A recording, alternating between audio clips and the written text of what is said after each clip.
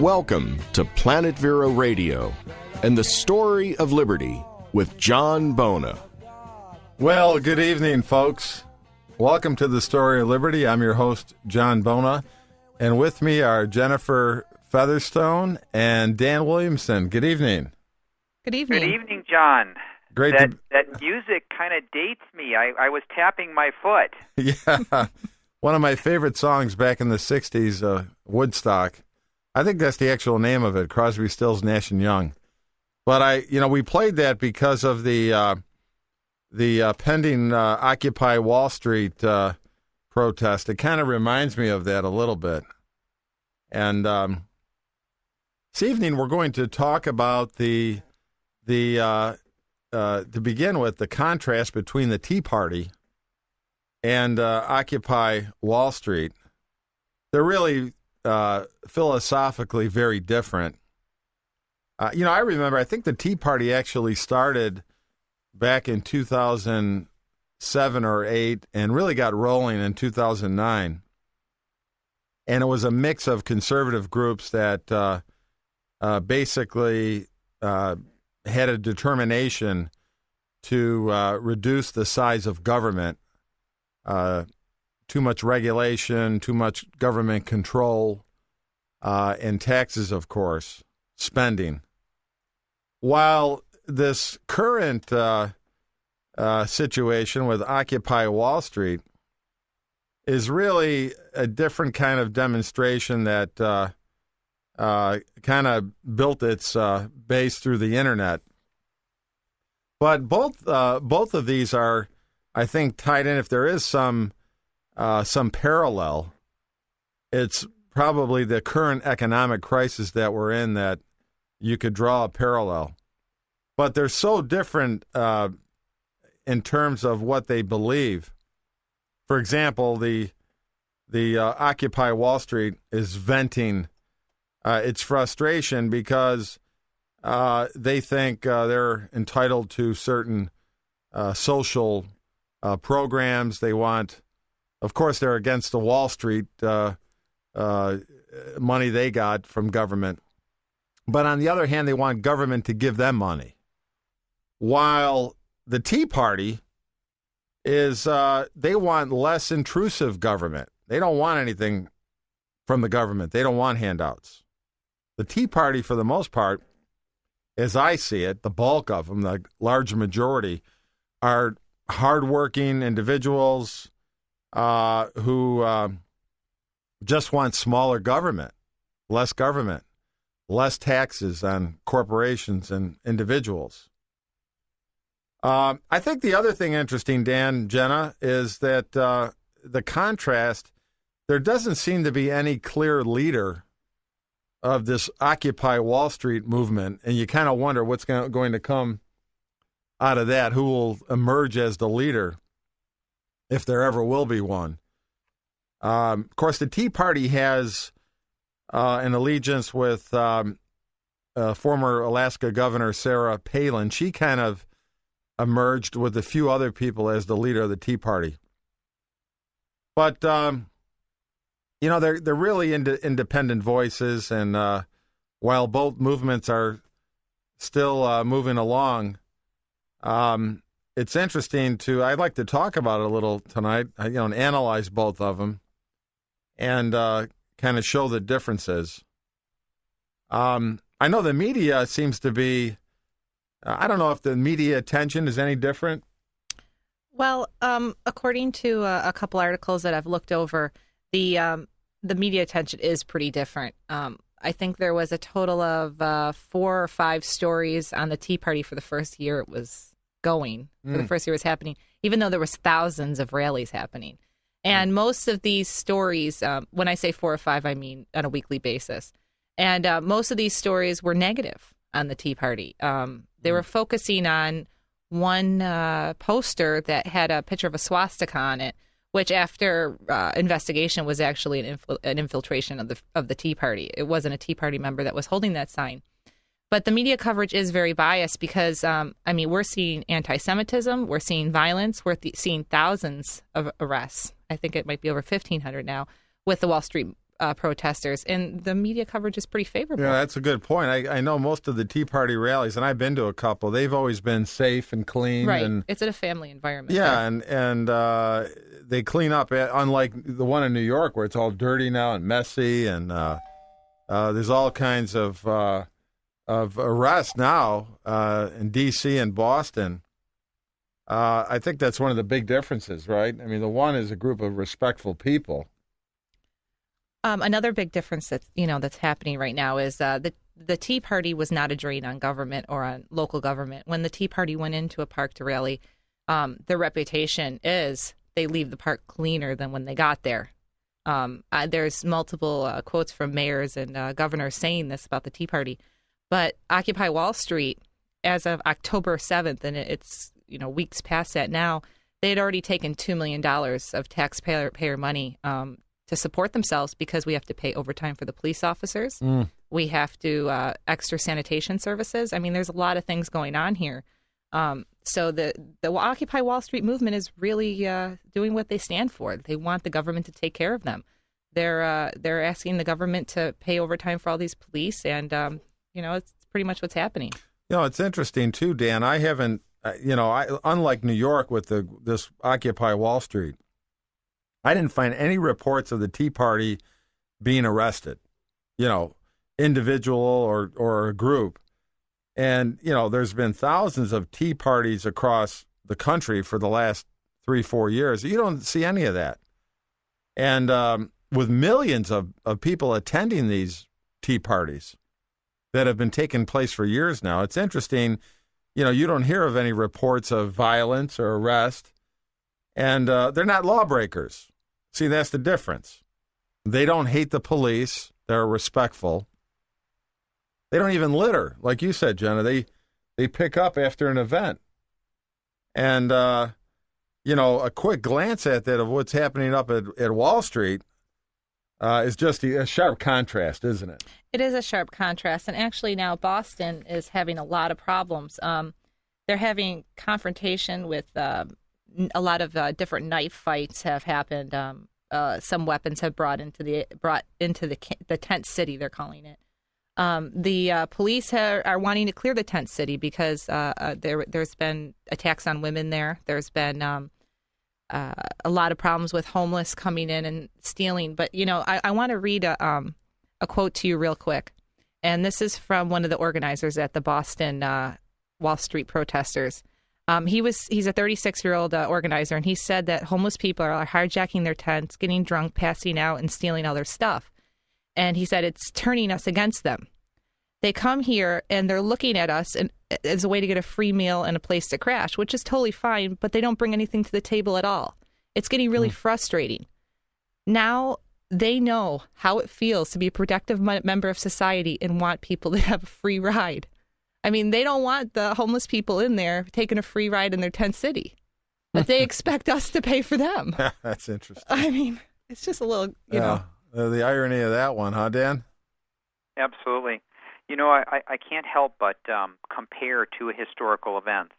In the late 17th century, there were two occurrences of civil unrest and eventually a revolution. One was the American experiment, and one was the French Revolution. And I think if one wants to understand the two pathologies between these two groups, the Wall Streeters and the Tea Partiers, one has to study these other two events in history. The American Revolution was built, and if you go to the Pilgrims Monument or the Forefathers Monument, you'll see that the statue, of course, is holding the Geneva Bible. And the American Revolution was structured and often led by the black regiment, the pastors of the day, and the Bible was the cornerstone. So there was a first premise of truth that governed all men. So when we use the term we the people are bound to a first premise of truth that we cannot be a mob, break the law, damage other people's property. And the American Revolution built and structured a form of government that has given us incredible peace, prosperity, and a whole deal of comfort in the sense that we're stable and we can raise our families that really the world had never seen before, probably since the Hebrew Republic.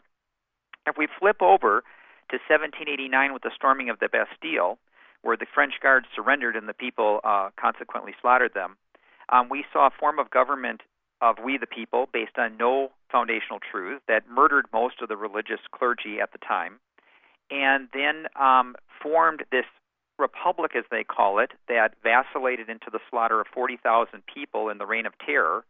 And, of course, what's left of that republic? It is non-existent. They vacillated back and forth between a dictator, Napoleon, and forms of aristocratic king system, frankly, even into the late 1800s. And frankly, they're still struggling with different issues in France today. You see these two diametrically opposed systems, and that is exactly what we're dealing with, the Wall Street protest versus the Tea Partiers. The Tea Partiers have some fundamental truths that they stick to, and one is the Constitution. And by sticking to the Constitution, they are sticking to some biblical principles about how to behave. Like you just mentioned, they clean up, they try not to be a burden. The other group, it's really what the mob wants to do. And as we all know, if we're left to mobocracy, we will have a breakdown of civil society. And that's exactly what we see with this group of people. Whether some of their message is good or bad, it's never going to amount to anything because they don't have a starting point that's transcendent. It's going to move with the whim of the mob. And that's why this group really is not going to accomplish much, even though they think they are. Yeah, and another misconception they have, Dan, they're against corporations. I heard one protester in an interview say, well, taxes should be higher. The government should impose higher taxes on corporations. And so her answer was taking money away from what she determined was the rich and giving it to somebody else, higher taxes on corporations. Well, it's a misconception because what they don't understand when you do that, you just pass it on to consumers in the form of higher prices. So basically, the entire society actually pays this tax as a hidden part of the higher cost of the goods that the corporation produces. That's what happens. And in the business world, we know that. I mean, we can even take the example of our business in Bloomington here. The local airport has passed astronomical fees onto us, 100, 200% increases. And as a business, you can only float with that for so long, and you eventually have to pass that on to your consumers. You have to pass it down. It's simply part of the business model that there has to be some profit. Profit is not bad. That's another one of their big categories, their speaking points, is that profit motive is somehow bad. Well, if there's no profit, there's no capital. If there's no capital, you don't buy new equipment. If you don't buy new equipment, our manufacturing industry is shut down because we're not making buses or skid steers or refrigerators. You have to have that profit motive. The profit motive is also what maintains that competitive nature between businesses that stops one business from having complete monopoly like government has in the form of education. It's a complete monopoly in our system. Whereas if all education were competitive, believe me, education would cost a fraction of what it does today because the competition to get the cost down help deliver the product back to we the people who then get the best value for our dollar. Dan, I'm sorry. You know what you were saying about the costs being so high on business? Regulatory compliance costs in the U.S. is $1.75 trillion. That's 15% of the U.S. private sector economy. So actually, that was the point that we left off on before, was that the Wall Street protesters are demanding this more money from government and more money from the private sector in order to pay for their social programs. Mm-hmm. Well, the problem is that between the taxes and the $1.75 trillion in regulatory compliances we have, business isn't able to make enough money. And because of that, they're moving overseas. So there's more problems involved here than just the Wall Street protesters are saying. We're losing jobs overseas because of these regulatory compliances, because of the taxes. So what we need to do is take all the burden that we possibly can off business in order to promote a positive, growing economy. Right. Here's an example. If the corporate tax goes up, let's say 5%, and all the grocery stores in Virginia, we're on the stations up there in Virginia. And so if they have to pay the government 5% more of their income, what will the store do? Will they just say, well, our costs have gone up, like you, Dan, up there in Minnesota. Our costs have gone up by 5% of our income, but it doesn't matter to us. We're just going to keep all our prices just the same. And of course, they will not do that. It doesn't work that way. If their costs go up, their prices have to go up, or they're going to begin to lose money or go out of business. So to stay in business, they have to raise the prices of groceries. And then what happens? The whole society pays for this. I've heard you use the term, Dan, invisible tax. That's right. And this false idea that high taxes on corporations, that this Wall Street group is saying we need to do, that doesn't hurt ordinary people like them and us, is a mistake. And look, we've allowed our corporate tax in America to climb to almost 40%. If you average combined federal and state taxes on corporations. I think it's the second highest. We may have even passed Japan. Japan was just 1/10 of a point higher, but I think now if you add in some states like California and Jersey and in Pennsylvania, we have the highest corporate tax rate in the world. We do. Huh. And then you wonder why. I just got back from Israel, Dan, and I one of the things I checked over there, that Israel reduced their corporate tax rates. They slashed them down to, and as a result of that, they're creating more jobs. Isn't that interesting? It works. Well, of course it works. And John, even if you take the other tact and you say, let's say a company does absorb a tax increase, they are absolutely going to turn around and make delayed expenditures and capital improvements. And those delayed expenditures mean manufacturing companies that build heavy equipment or build refrigerators or shuttle buses or skid steers, they will not have the same number of orders that employed the same number of people from one year to the next. It will go down. And those are employees that will lose their jobs. And that's not caused because the company did something bad. It just simply said, look, because of this increased tax or regulation, there's a cost to our business. We are going to delay the purchase of 6 new buses. If people don't believe that that does not have an impact on our economy, then they just don't really understand. Maybe they've had too much University of Minnesota economics education, and they need to go into the real world and work in business. It all has to balance. 1 + 1 must equal 2. This inflationary system we've chosen in Keynesian economics does not work.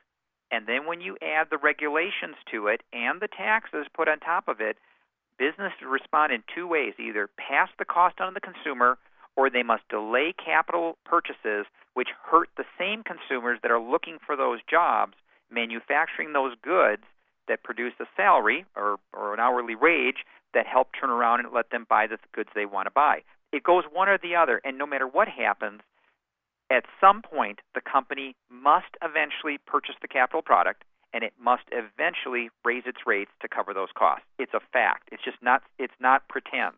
Dan, another fact is, the European. This is really scary to me because the average European nation, they have a corporate tax rate 10 percentage points less than America.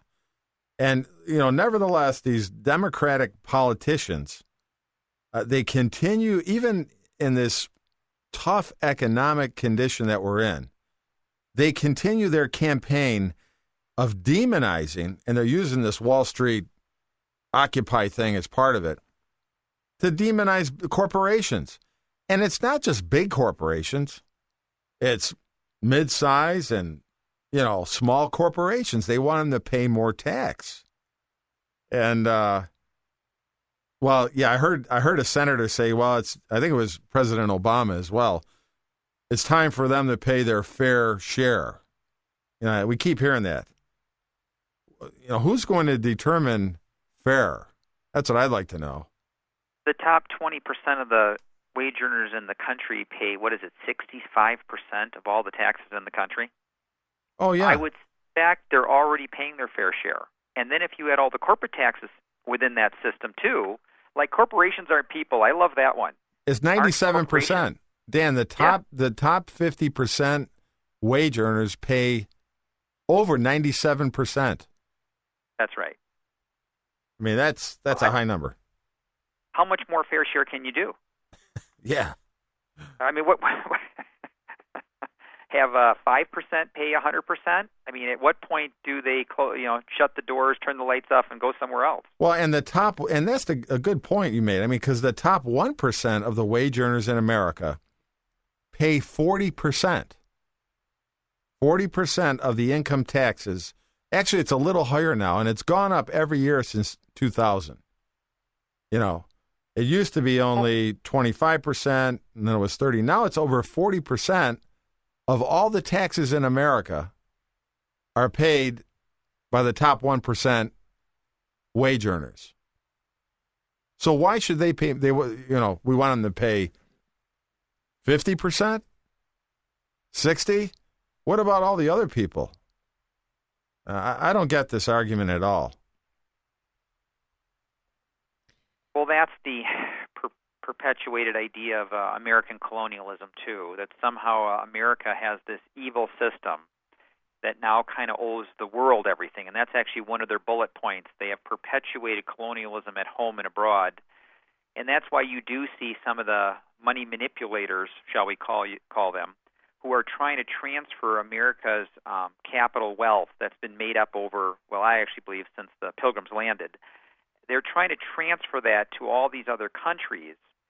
And a friend of ours just came back from South Africa, okay? South Africa is this great experiment. It was going to change everything. And, of course, they hid that all behind apartheid. And the reality is South Africa now has 80% unemployment. 80, and it's actually 85, but I'm going to be round numbers. 80% unemployment. This was a country that, although it was struggling with some issues, had a successful economy that was building a middle class, and it had industries that the world needed, and now they're talking 80 to 85% unemployment. And again, supposedly these free market capitalist systems, they don't work. They were working beautifully there. There was an emerging middle class, and there was a successful emerging middle class who were beginning to build homes, become educated, and now what have they got? 80 to 85% unemployment, tribal conflicts going on, and a form of, I'll call it, socialism leaning toward communism as the outworkings of that revolution. You know, Dan, it's interesting because Economic Freedom put out a chart. It's giving all the stats for what's happening right now. And we used to be the number one economic free power in the world. We've lowered down to number 10 now. That's a very fast progression.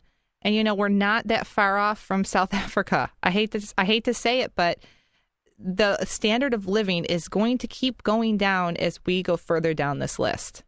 Economic freedom is a form of liberty. Without economic freedom, our standard of living is going to go down. Our life expectancy is going to go down. All the things that we hold precious here is going to lower.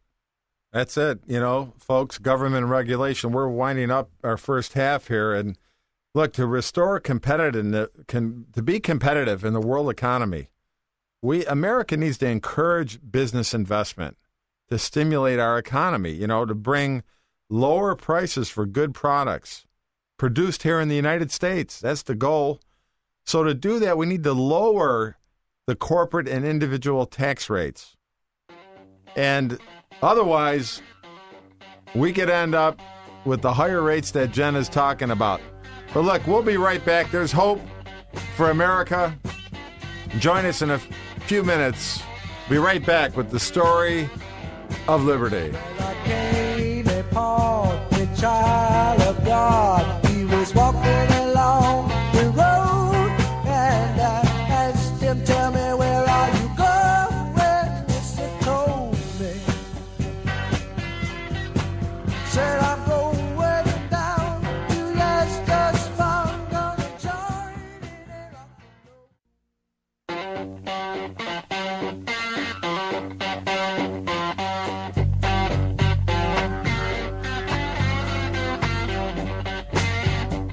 Well, welcome back to the story of liberty. That's one of my favorite songs back from the 60s. Remember that one, Dan? Woodstock. I do. Yeah, it makes me think of, I was up in New York and seen a lot of the old hippies hanging out there. I think I actually recognized one guy. He looked like a guy that I looked at in the 60s. He just looked 40 years older. But he was doing the same thing, you know. He was hanging out, just, you know, chilling out there, yelling at people when they went by, some foul word. But, you know, I'll tell you that there's similarities between the 60s rebellion and this thing going on right now, which I think will fade away soon. And, you know, they keep screaming about big corporations and Wall Street. But, you know, the more I look into this, and especially taxes, you know, that's kind of always goes back to the root of economic problems. You know, the U.S. tax system, as you know, has a progressive tax system in the sense that income tax rates progress to higher levels as one's income increases. But, you know, the question is, you always hear people say, well, is such a system, is this fair? Well, you know, I know in the Old Testament, the people of Israel were required to pay a tithe, 10%. I use the word required. But they were to give 10% of their income to the Lord for God's work. And then the church, if you will, would do all those things in society, take care of the poor and people that need help, that social safety net. But the tithe was exactly 10%. It was kind of like a flat tax. I think that's why I like Keynes' suggestion of the 999 tax, which is getting a lot of discussion. But, you know, it was interesting because in this system, the wealthy would still pay much more than the poor in absolute terms because they made more money. And, you know, there's nothing wrong with that because we all share the same roads that the government builds, right? We all have the same defense from our army and, you know, the utilities. Of course, we have to pay for those. But each person had to pay 10%. I think that's why I like Herman Cain's proposal of the 999. You know, wealthier people will pay more, right? That's the way it works. And anyway, I guess the point I'm making is I don't see any justification in Scripture, in the Bible, for a progressive tax rate, which I think these people are screaming about. They want the so-called rich, whatever that number is. I think now it's at 200,000 or 250,000 to pay more than what they're paying now. But Dan, isn't that fair? Well, you know, the Bible is very clear that thou shalt not steal. And even when we look at the analogy of the tithe in the Old Testament, remember, you brought your tithe to the temple. You were not gathered at spear point, and nor did somebody reach into your check when you herded your sheep into market and take the first 10% out. You did that under your own free will, which is one of the key points that I was kind of getting to in the first talk show we had prior to this one, that it's a governing from within rather than from without. We always can choose to be governed by the Bible or the bayonet. The bayonet always leads to despotism. Governing by the Bible means that we're governed from within, and then we stop talking about corporations as if they're not people. They are people who make moral decisions. Our government is we the people who have to make moral and ethical decisions. So when somebody is mad at a corporation, or they're mad at the government, or they're mad at the school, they have to realize that those are people, and they are making moral and ethical decisions. And since we've ruled out biblical theology within our schools and within the public square, we in fact have the moral and ethical attributes of an atheistic humanistic culture. And atheistic humanistic cultures always bring a destruction. I mean, I can read the Bible verse in Proverbs. It says, I went by the field of the slothful and by the vineyard of the man devoid of understanding, and there it was, all overgrown with thorns. That is what you see in Wall Street right now. You see a mess there. You don't see something constructive and beautiful and well-crafted. You see a lot of angry people, and frankly, 85% of them are employed. Only 15% are unemployed.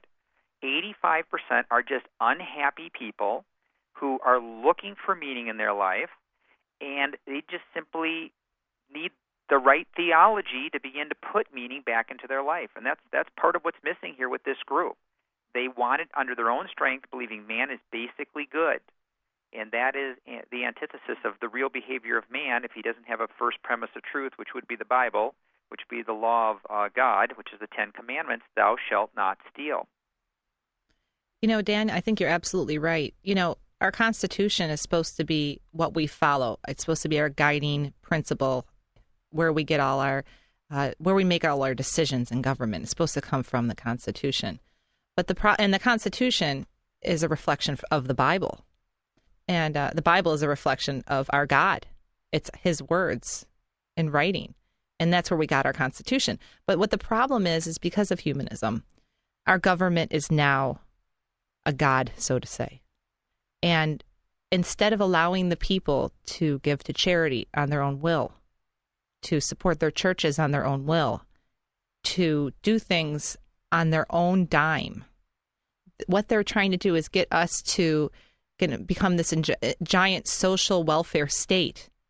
And they're trying to say that, oh, you know, we're bad people because we don't want to do all these social programs. See, it's supposed to be a personal decision to make these charitable contributions, to do things for other people, to help other people. Those are things you do out of personal responsibility. The government taking control of that not only takes away our free will as Christians to make those proper decisions and helping people, but also the government wastes most of the money. When we do it on a local level, we actually see the results of the labor, but the government wastes it in bureaucracy. It's not an effective system, and we've gone so far from the Constitution now that we don't even know what's right anymore. Oh, true. You know, I seen them interview one girl up there at the Occupy Wall Street, New York, and they asked her the question, you know, about a doctor who was making, you know, $500,000 a year, a surgeon. And the interviewer said, well, how do we decide what someone deserves, what they make? And she said, do you really think that, you know, do you really believe that everybody somehow deserves the same amount of money to live on? And she said, yeah, absolutely, yes. It should be cut off at $200,000. Nobody should make more. That was her opinion, that no matter what you did, what your value to society was, what you produced, that was, in her mind, that was the limit. Well, with this, whatever the number is, what this person doesn't understand is that would be a communistic, totalitarian, it's the worst kind of system. What she was really saying is that everybody in the nation should be at the same income level. Now, what would that do? The interviewer said, well, first of all, wouldn't that destroy incentive for me to make more money and do something good? There's no answer. Of course it would destroy incentive. And then, how about the excellence in work to succeed in productivity? See, this, as you said, Jenna, this idea, it's really socialistic. It's socialism in its purest form. That's what they want. They think it's a better solution. But you know what? The solution is clear. Look, at every person deserves what he's legally earned each year, right? And that's the way it should be. I mean, the labor deserves his wages. And society determines that, the free market. And they're trying to change this. See, that's one of their big goals here, is to bring everybody at the same level. They think that utopia idea is the solution. It'll never work. Don, that young lady was caught checkmate by her statement. When she said the maximum cap should be $200,000 a year, she made a statement of reality that she's trying to deny. Just think this through. Why don't we set it and cap it at $30,000 a year? Why don't we set it at $5,000 a year?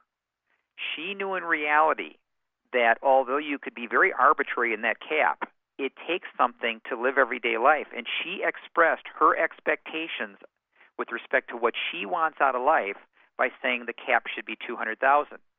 She stated her limitations. Someone else could say, well, what if I could just do it on $10,000? I'll bet she wouldn't agree with that. Right. Sometimes these people convict themselves in their own words. And that's what I find amongst this group. They all have their own God they serve. I ran into a young man on the train the other day, riding downtown, and my wife and my son and I were having this conversation, and he injected himself, politely enough, but he injected himself into our Wall Street conversation. And he had all the talking points: corporate greed, profits are bad, government should regulate. I said, really? Now, why would we want more government? Government produces nothing, costs money, and that money has to be passed on to you. I said, how did you feel about the government mandating light bulbs, fluorescents? He said, that was great. See, as long as it's his belief system, his theology, which was in radical environmentalism, then it was okay if we tax and manipulate and control people. But if you flip it and put it on him and say, well, why do we get to do your theology? I want you then to be taxed and put your money into my Christian church. Then he's offended. They always play their cards. He was caught in a vicious circle, and I said, second of all, aren't we the people? You're putting corporations down like there's no people there. Those are people making moral and ethical decisions. So when you want government to regulate them, aren't those we the people? Aren't those the same moral, ethically either bankrupt or glorified individuals? In other words, which side of the spectrum are they on? You're still dealing with being ruled from within or from without. His problem was he had no Christian theology to understand that principle. He could not do it. But I love that young lady's comment. $200,000, we'll cap it at that. She knows what she wants. She wants a car and her nice condo downtown New York, and get her hair done on Sunday, right? Yeah. But ask her to live on $5,000, I bet she wouldn't be so happy. You know, Dan, you're absolutely right. And it brings a famous quote to mind: from each according to his ability, to each according to his need. We all know that's Karl Marx. And it's inaccurate. It's every time this experiment has been tried, it's failed. I just don't understand the logic here, because why are we going to put our country, we talked about it a minute ago. We've gone from 1 to 10 on economic free powers. We have already started the experiment. And we're seeing depression-like statistics and circumstances happening. So why are we going to put our country through another experiment that historically we know cannot succeed? The whole thing, the logic behind it bothers me. And I think a lot of it has to do with who is behind this movement. It's liberals. It's mostly communists, Marxists. The whole New World Order thing now is becoming very popular within this crowd. You have to be careful, because the people behind this movement are the ones that will control the movement. We have to keep a close eye on it. It's not, a lot of people are saying, oh, it's just so innocent. You know, they're just out there, they're angry, they're just showing their support of their political party. And, you know, it's an innocent movement. It's pure. I've done a lot of research on this movement. It's not pure. Its grassroots are very heavily dirtied in Marxism. No doubt. There are 4 lies. There's 4 lies with this group. A, they say man is basically good, and history should tell us man is not. They're based on moral relativism, that the morals and ethics can move with the mob. We can study the French Revolution and see that did not work. 40,000 people at a minimum would disagree posthumously with that event. They believe in a false sense of social justice and victim theology, that we all deserve something from somebody else even though we really didn't work for it. Somehow our mom didn't change our diapers when we were little. And last but not least, the ultimate lie is they believe in a prosperity idolatry, which says that somehow you're going to make me satisfied with what you've worked for, and I deserve everything. And those 4 lies are systemic in this group, and Christians have to be careful they don't find themselves sucked into this. because the statistics on the Christian church today say we're struggling with all four of these symptoms, that we're forgetting that we actually deserve nothing because we're sinners, and so God in his absolute free will and grace sent his Savior to die for us that we might be forgiven and be, born again.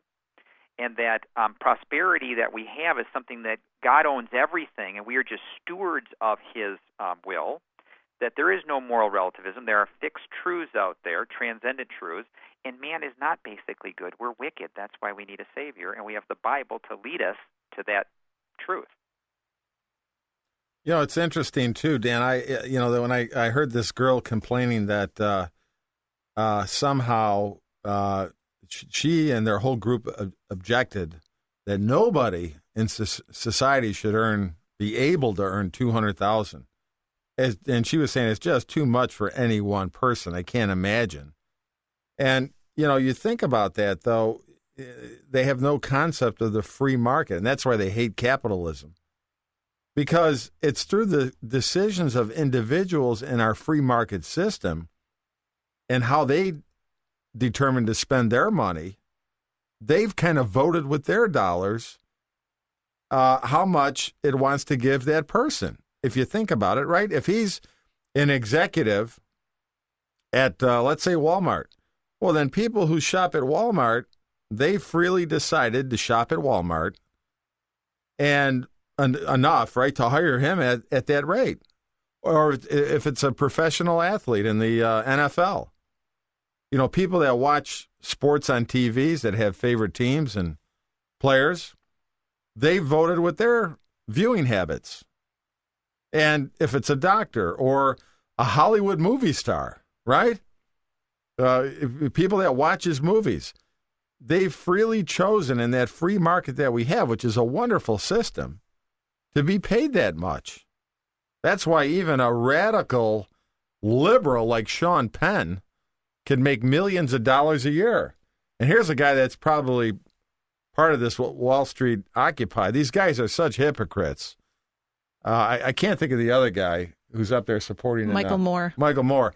I mean, these guys have made millions of dollars off of this free market system that we have in America, this wonderful system. They've benefited, and this guy, Sean Penn, gets out of a limo in Venezuela and he gets escorted to the beautiful mansion of Chavez.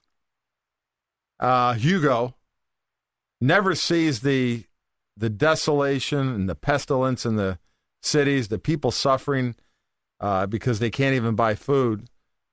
And he goes on TV and he's promoting this tyrant and this whole idea that everybody should be at the same level except him. See, he's already got his.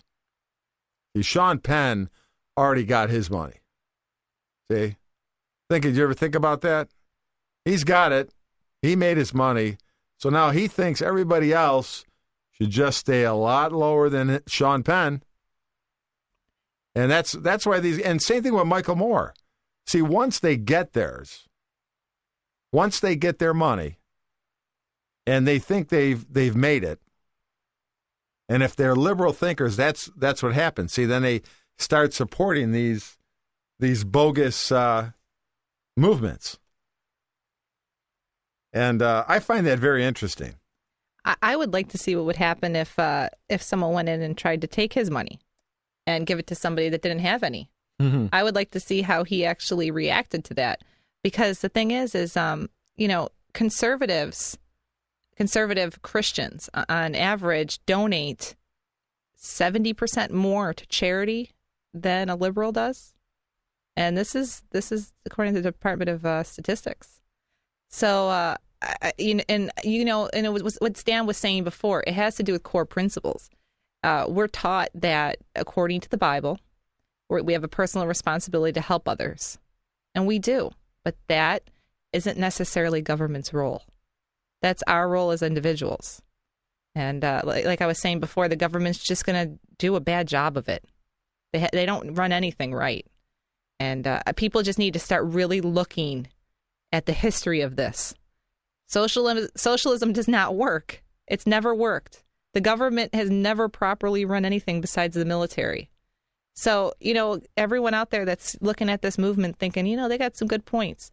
Really look past it. Look past the smoke and mirrors and see the real principles behind it. When you talk about this young lady who wanted everybody to make $200,000 a year, there's an irrational thinking going on there, which is this disconnect between what you make as an income and what a corporation is and does. We have to have some groups of people or institutions or individuals that are very prosperous because they are the capital engines that invest money and build businesses that then are capable of building profits to pay workers, whether you're a manager, a factory worker, carpenter, it really doesn't matter, a professional. Because the theory that everybody's going to make $200,000 a year, we would have little to no businesses. Because everything would be a mom-and-pop operation on the corner of a little town, and you might employ one or two people at the lowest wage possible, because remember, this young lady wants her $200,000. There's a kind of an irrational disconnect, and I find this sometimes with some of these people that have been so indoctrinated, they have no reality as to how business works. What do the costs of producing a product really look like? Why is that first hammer so expensive? It costs thousands of dollars to develop the first product. And yet they demonize companies that say, well, we spent $53 million designing a drug, and it's not our company that won't issue the drug. It's the USDA that says, well, you've got to do 3 more years of testing before you can issue it to the public. And maybe that is a good thing, so the public isn't harmed, but the company will get accused of all these terrible things that they won't issue this drug that they spent $53 million developing because it needs 3 more years of testing. And then it still may not get approved. Right. So and there's a disconnect out there. Exactly. And instead of going after the FDA for that, they go after the company. Instead of changing the regulations, they go after the company. And, Dan, you were saying before about the welfare state. We've spent $953 billion this year on welfare. The numbers are getting catastrophic. It's not sustainable. We're dabbling in socialism right now. Well, we're winding up our program today. And thank you for joining us. It's been an interesting discussion. I hope you've enjoyed it. We'll see you next week here at the Story of Liberty. God bless you. Have a good evening. Well, I came a child of God.